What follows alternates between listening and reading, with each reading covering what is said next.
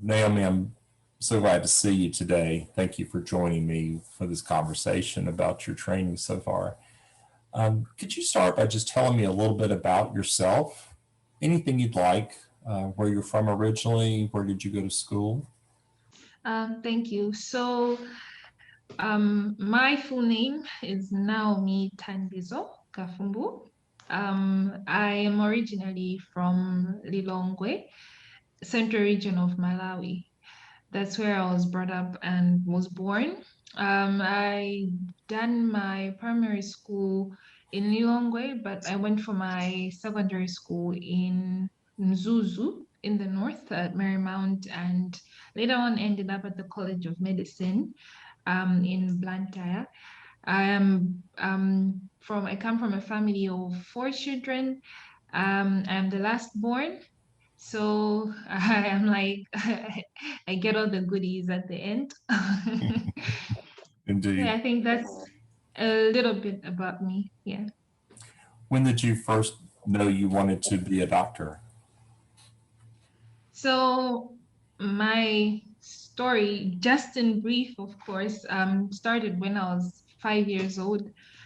So my father at that time was involved in an accident and he needed surgery. So he had a spinal cord injury and also spine fractures. He needed surgery, had to go to South Africa because that was 1999. We didn't have any specialists in Malawi. So when he came back, all the stories he told me about how the doctors treated him and all the cool things that they were doing, that just it just clicked that that's what I want to do. So that has been on my mind and my direction from ever since I was 5 years old, and it brought me to this moment now.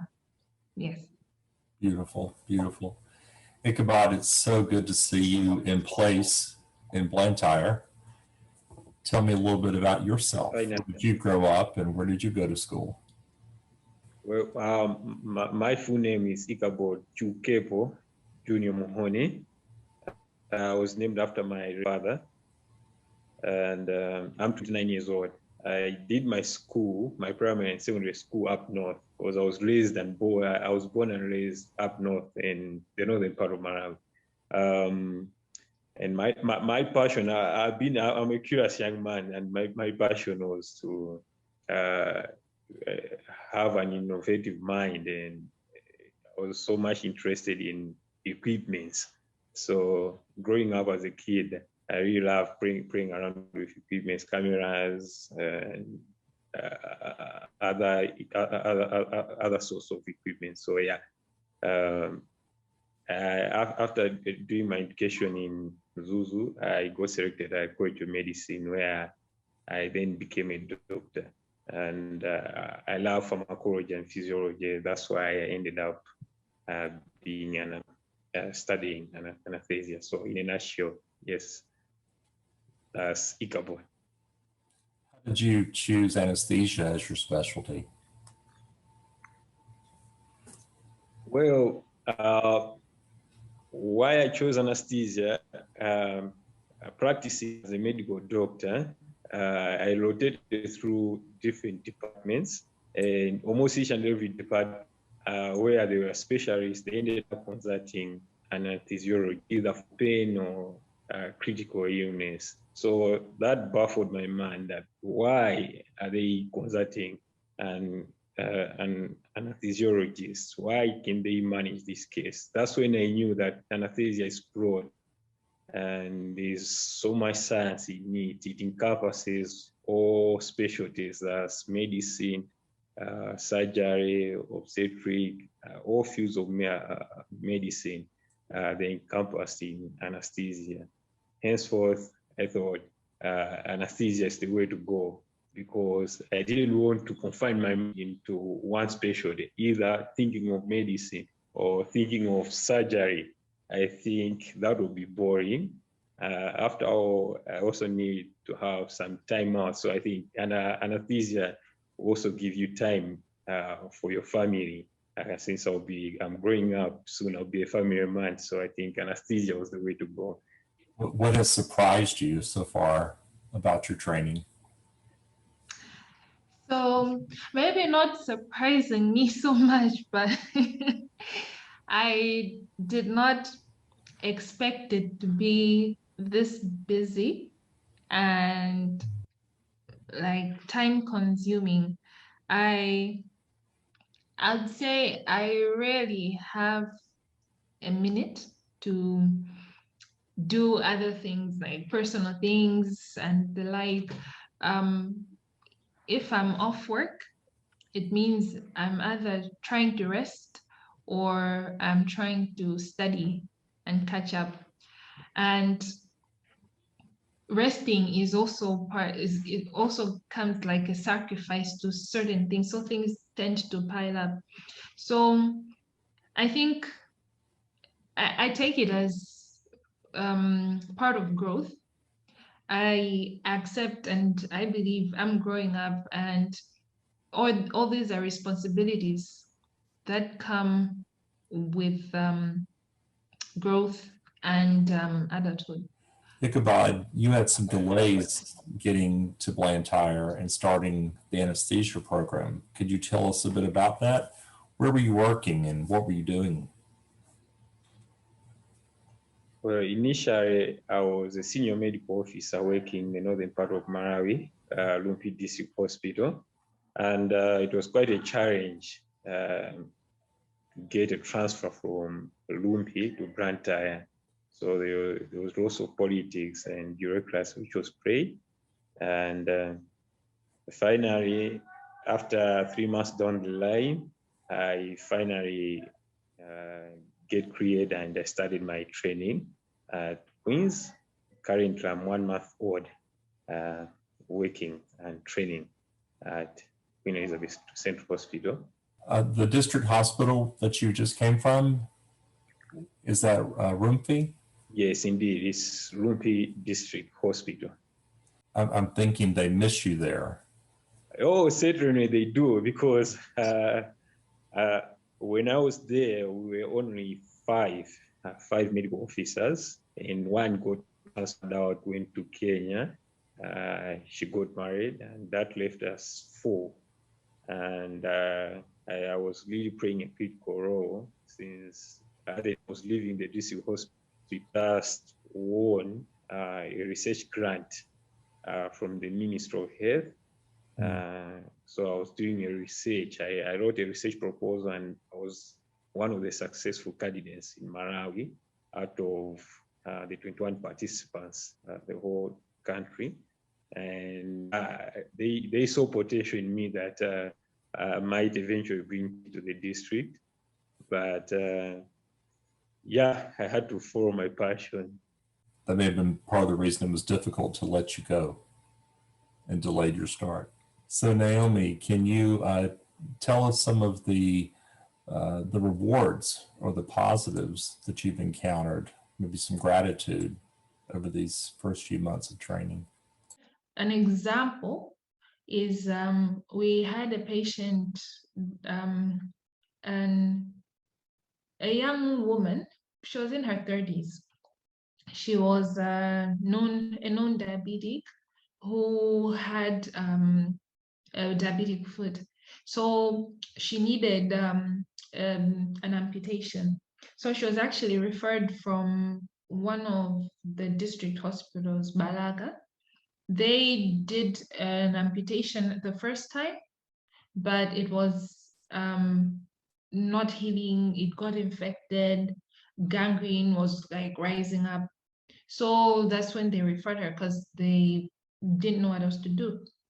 So we were having quite a lot of difficulties trying to, because she had a below knee amputation, we had to go up a level. So the discussion with the family, I think that's another thing to really point out. In Malawi, I'm not sure how it is elsewhere, people are very, very family oriented.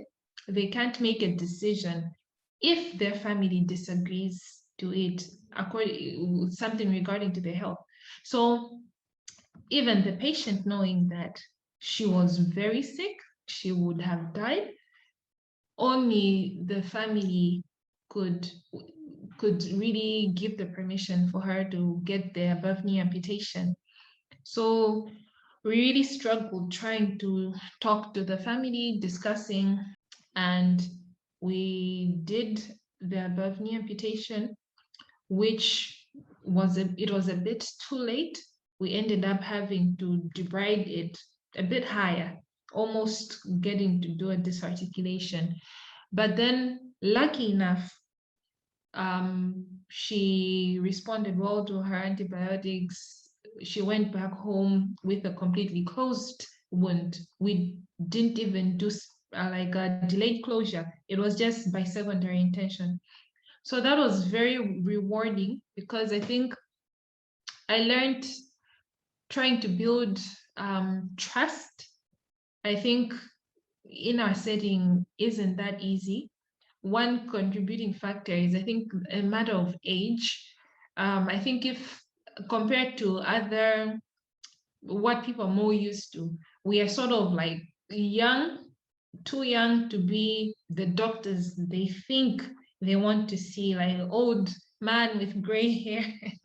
That's what people want to see as a doctor. So for you to come and you're a woman, they feel like you can't tell me anything. You're not going to like help me in any way. So I think trying to build trust with your patients, and also being patient enough while trying to while holding on to the urgency of the situation, was something that I learned from that situation. But in the end, it was quite rewarding seeing her leave the hospital with no wound at all as she had come. So yeah, that's an experience that I had.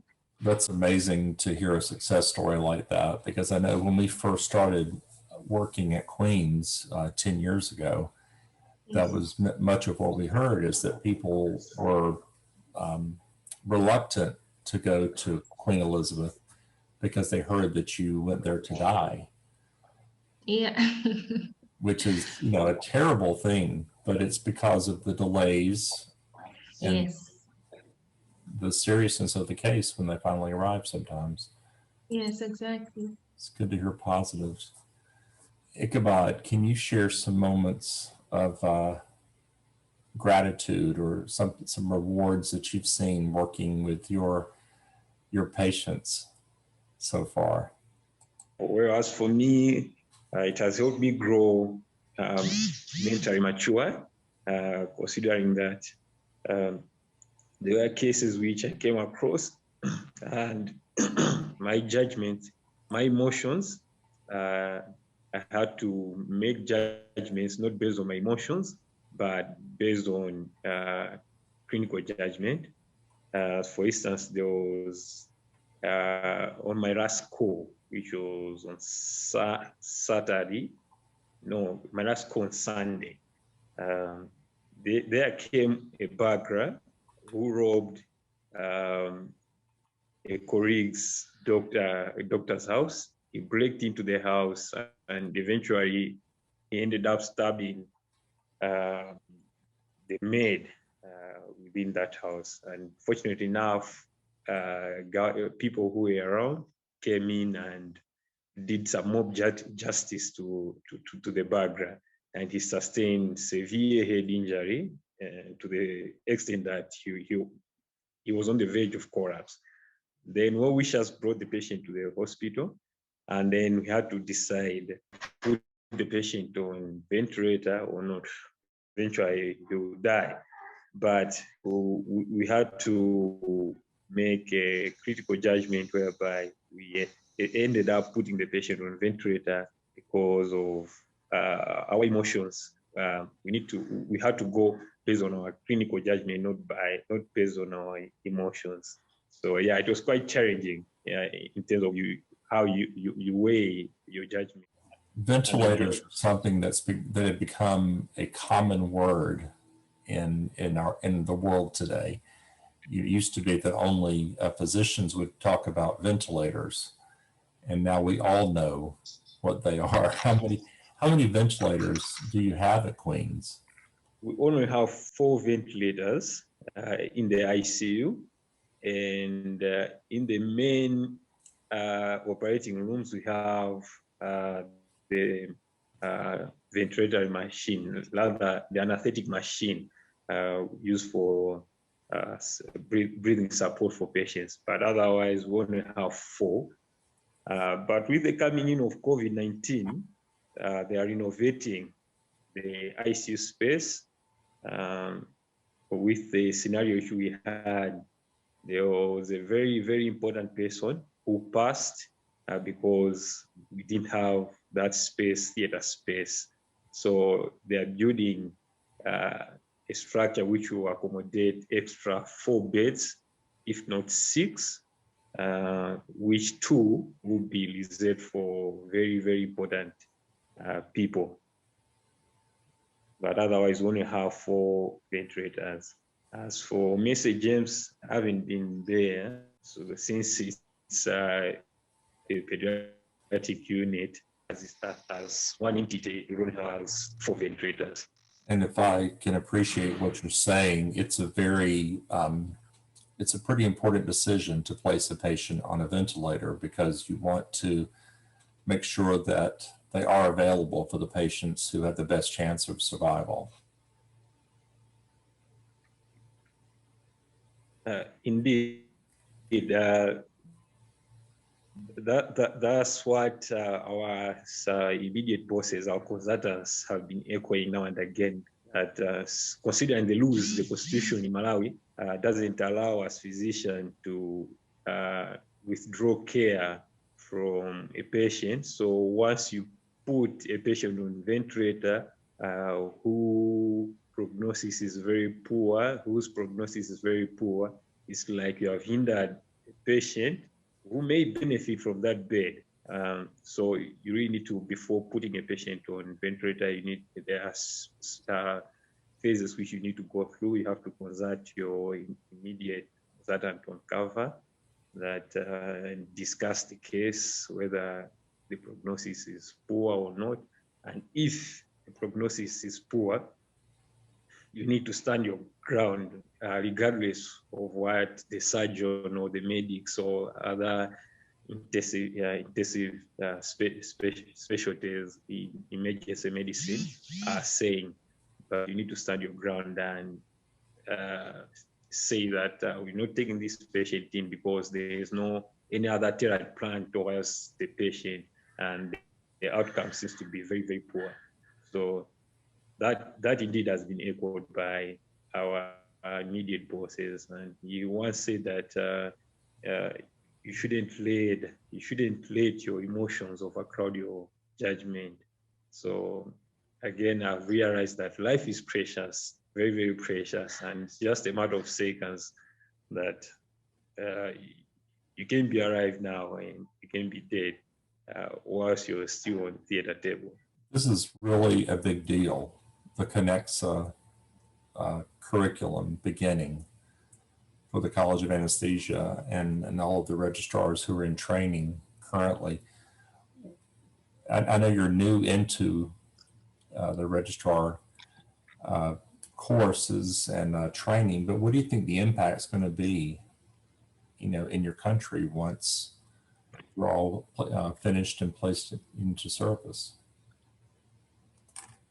Well, once we complete our training, I think it will be a big boost to the country's medical fraternity, considering currently on the ground we only have 6 specialists in anesthesia, and if this new crop of 8 training registrars eventually manage to finish their studies, they will be able to put them in strategic places. You say the main central hospitals where anesthesia care is mostly provided by non-physicians. So once we finish, I think it will be a very, very big boost to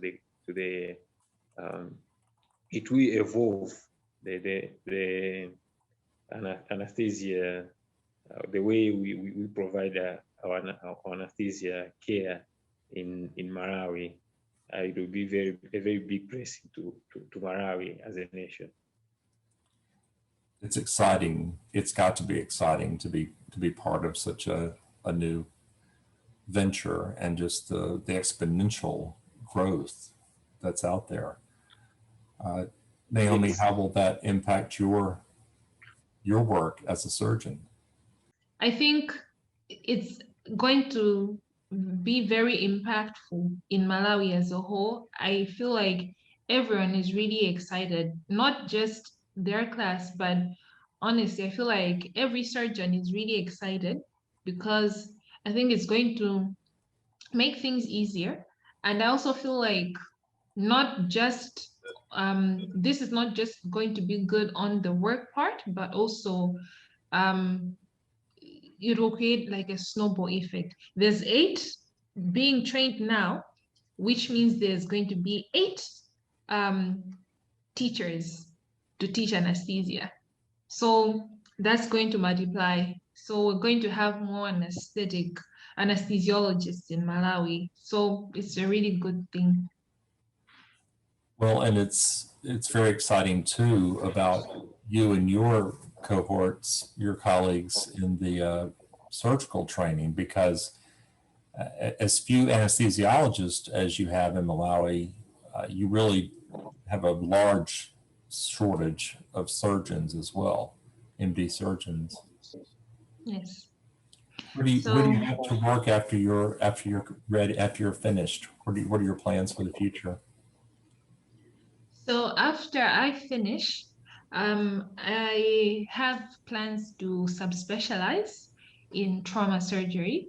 So that's the whole reason why I went into general surgery, because I feel like that's my gateway to do trauma surgery. So I feel like with the growing, I think I would call it westernization in Africa, where there's quite a lot of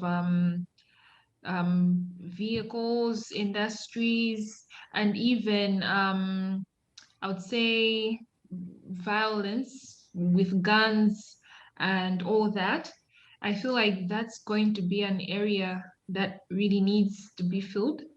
And I'm just excited thinking about helping in that way, even though I know that it's a very hectic and busy field.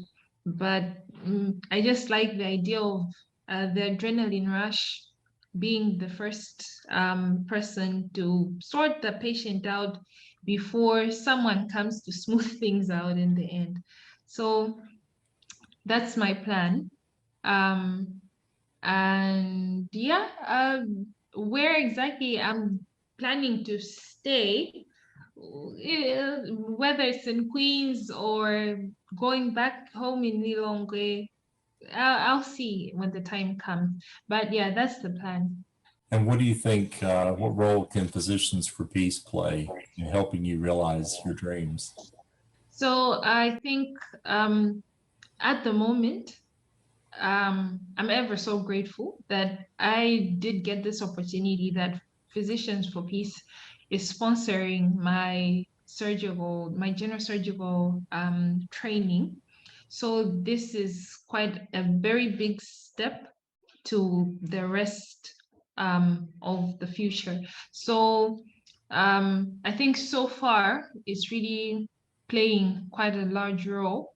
And I'm really hopeful, and I believe that it's not going to stop there.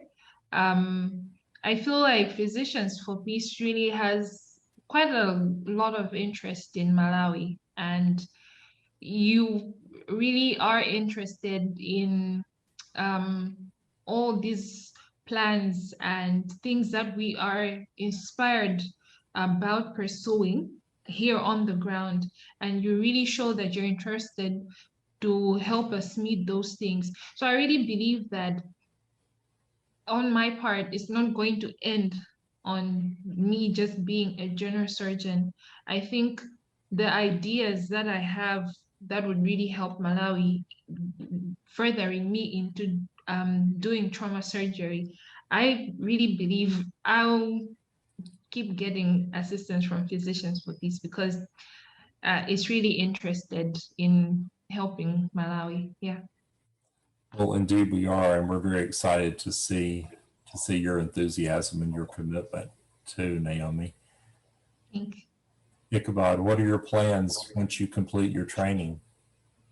Well, the future looks bright, I should say, considering the fact that I'm much interested in pain anesthesia, critical care, or cardiothoracic anesthesia. For pain, I perceive pain as in an area where, or environment where there is no pain, there's love and there's happiness. So I really need to specialize in this field and make sure that people live a life which is free from pain, or the other patients, for instance, cancer patients who struggle much with pain, usually during the end of life, they shouldn't feel pain. At least they should live a life free from pain. And also in anesthesia, it's under researched in Malawi. So I might as well go through the route of doing research in anesthesia so that I explore the gaps which we have in anesthesia in Malawi. And being the first scorer for PFP in anesthesia is quite humbling, and it's a privilege, and I'm greatly honored. And I have to stay standards so that anyone who comes behind me should point that, oh, Ichabod, that's Ichabod, the first son for PFP in anesthesia. So it's a family, and I know as Naomi area preempted that it won't stop here. You continue helping us, and once we get there, we'll be able as well to teach one and heal one eventually, as the philosophy goes. So I am truly honored and indebted to PFP for such a humbling opportunity to pursue my career in anesthesia, and I hope it will continue helping in realizing my future dreams, as also Naomi area preempted. So yeah, in a nutshell, that's what I can say in terms of my future.